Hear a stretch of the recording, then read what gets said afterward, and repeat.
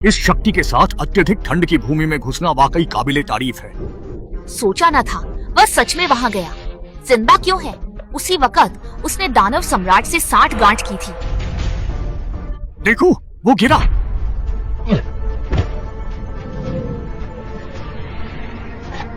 क्या मैं सच में यहीं मर जाऊंगा? मैं हार नहीं मानूंगा। बस थोड़ा ही तो दूर था। जल देवी कमल लेकर मैं तुम्हें बचा लेता।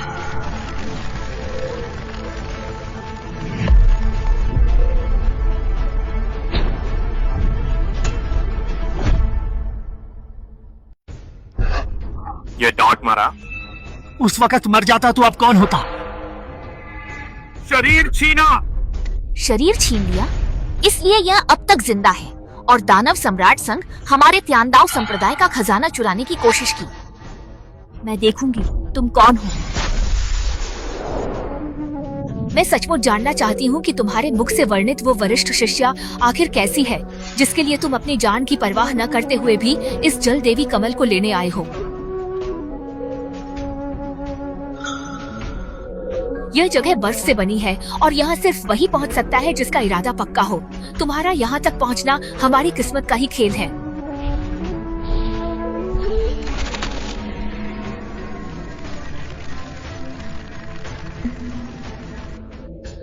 दस लाख साल, यहाँ तक कि देवता भी अमर नहीं रहते। उम्मीद है तुम मेरी विरासत को धूमिल नहीं होने दोगे। तो इसे जल देवी कमल ने बचाया है। क्या अद्भुत किस्मत है। इस यात्रा में अगर जल देवी नहीं होती तो निश्चित रूप से इसकी जान नहीं बचती। सोचा नहीं था ये दिव्य कमल सच में वहीं आया है। छोटे शिष्य, आज उसे यह सब क्या हो गया है? हाँ छोटे भाई, ये कमल तुमने नहीं दिया था। ये वांग श्वानफा कैसे हुआ? मैं खुद ही इसे देख लूंगी। गुरुदेव की कृपया आप अपना काम जारी रखें।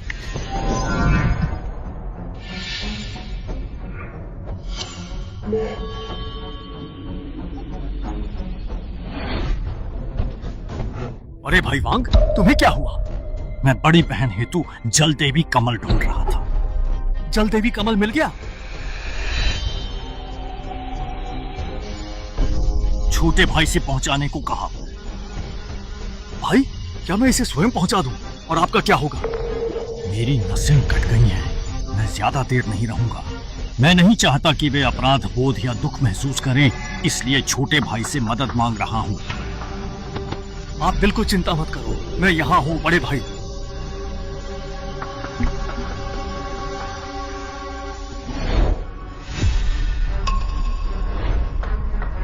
ये मुझे क्यों नहीं बताया? तुम्हारा दिया क्यों कहा?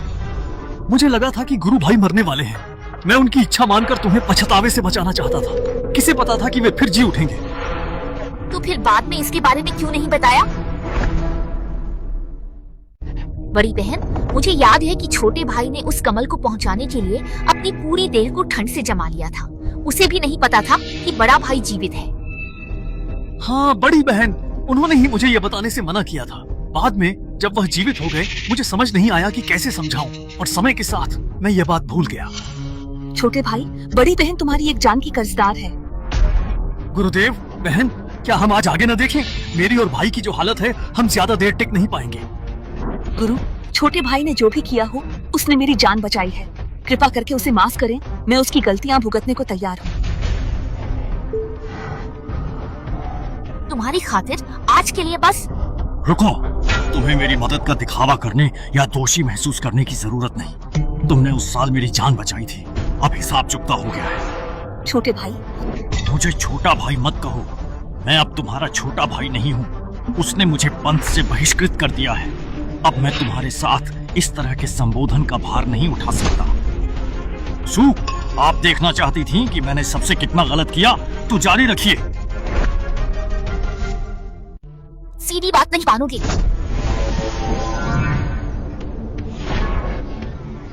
ये सब कैसे हुआ? ठंडी जर हड्डियों तक फैल गया है। मैं बस इसे अस्थायी रूप से हटा सकता हूँ, जिससे तुम्हारी जान बच जाएगी। पूर्ण इलाज के लिए तुम्हें परम यांग दिव्य मोती ढूंढना होगा और उसे कई महीनों तक अपने शरीर में रखना होगा।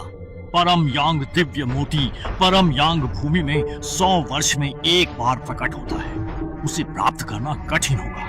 हाँ हाँ हाँ हाँ, सामान्यतः तो यह वाकई कठिन होता। अगर मैं भी उसे खोजने जाता तो जरूरी नहीं कि उसे खोज पाता। और सौभाग्य से तुम्हारी तीसरी बड़ी बहन के पास एक है जिसे तुम्हारे गुरु ने अपनी साधना से पहले रखा था। क्या यह सच है? मैंने तीसरी दीदी से विनती की थी। मुझे यह बात याद है। आखिर में तुमने ही उसे परम यांग दिव्य मोती दिया था, है ना?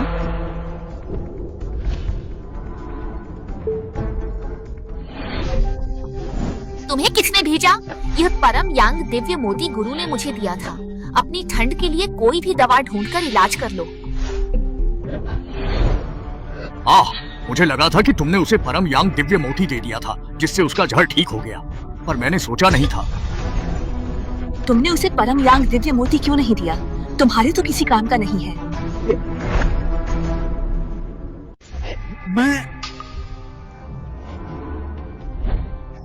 दीदी, मैंने सुना है कि गुरुजी ने आपको एक परम यांग दिव्य मोती दिया है। क्या आप उसे मुझे दे सकती हैं?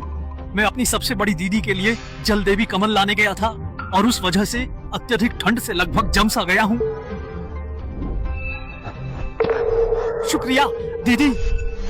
मुझे लगा था कि छोटे भाई ने बड़ी दीदी की जान बचाई और जल देवी कमल से घायल भी हुआ, पर किसे पता था उसने तुम्हें भी चोट पहुंचाई है। तुम्हारी साधना से क्या तुम उनके जख्मों की जांच नहीं कर सकते? गुरु बहन, तीसरी शिष्या बहन को भी गलती से यह लगा था कि छोटे भाई ने आपकी जान बचाई है, इसी वजह से उसने उसका पक्ष लिया। इसमें उसकी कोई गलती नहीं थी। अगर मैं उसकी जगह होती तो मैं भी बिल्कुल यही करती। वैसे भी अब वह पूरी तरह से ठीक है ना? इतना ही नहीं, वह तो संत स्तर तक भी पहुंच चुकी है। शायद परम यांग दिव्य मोती के बिना भी उसे कुछ न होता। यह तो एक बुरी घटना से अच्छा परिणाम है। चलो आगे देखते हैं।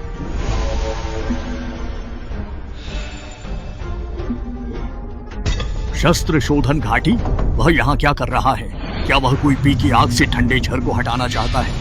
यह भी एक अच्छा तरीका है। उसने अभी अभी अपनी नींव रखी है। क्या वह दिव्य अग्नि को झेल पाएगा? हो सकता है वह अंदर नहीं गया होगा, बस किनारे पर बैठा रहा होगा। वह भीतर कैसे पहुंच गया होगा?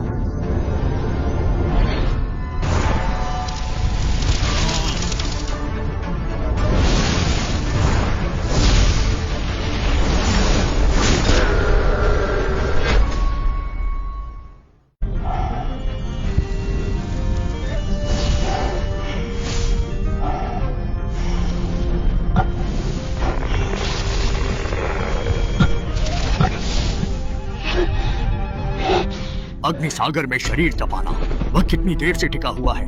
स्वर्गिक दर्पण के अनुसार उसे यहाँ 300 साल हो गए होंगे। 300 भी? इतनी अच्छी किस्मत, ये सोचा न था। शस्त्र शोधन घाटी की अग्नि ठंड के झर को दबा सकती है, और शरीर में रखे परम यांग दिव्य मोती जितना प्रभावी नहीं। यदि यह परम यांग दिव्य मोती है तो वांग शुआन का विष 3 साल में शुद्ध हो जाएगा। इन 300 सालों में तुम क्या कर रही थी? वांग शुआन यह सब सह रहा था, क्या तुमने देखा नहीं? मुझे नहीं पता था कि उसे इतनी चोट लगी थी। वह स्वाभिमानी है। मैंने उसे कुछ कहा और वह फिर कभी मेरे पास नहीं आया। दूसरी शिष्या, तुम सबसे अच्छी आध्यात्मिक औषधि विशेषज्ञ हो। अगर तुम मदद करती तो वांग शुआन को इतनी तकलीफ न उठानी पड़ती। फिर तुमने मदद क्यों नहीं की? गुरु एकांत में थे, आप ठीक हो रही थी। छोटे शिष्य ने परम यांग दिव्य मोती से स्वर्ण गोली पाली ताकि वह 300 साल में देवता बन गुरु जैसे संत का मौका पाए।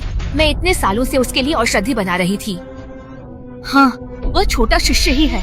शिष्य, तुम्हारी बहन ने तुम्हारे साथ बहुत गलत किया है। कोई बात नहीं, अब सब बीत चुका है। परंतु शिष्या के अलावा संप्रदाय आध्यात्मिक पत्थरों से दवाइयाँ खरीद सकता था। तुमने उनका उपयोग क्यों नहीं किया?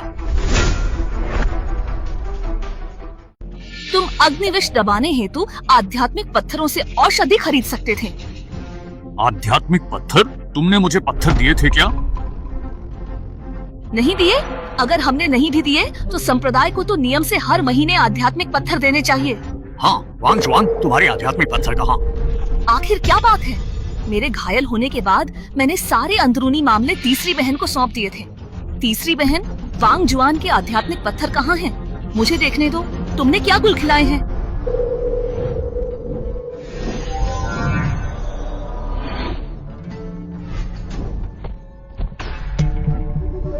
बहन, अभी पत्थर मिले? हाँ, पंथ ने अभी दिए। तुम्हें इतने पत्थरों की जरूरत नहीं, ये तुम्हारे लिए काफी है। अब से हर महीने के पत्थर मुझे दोगी, सुना तुमने? बहन जी,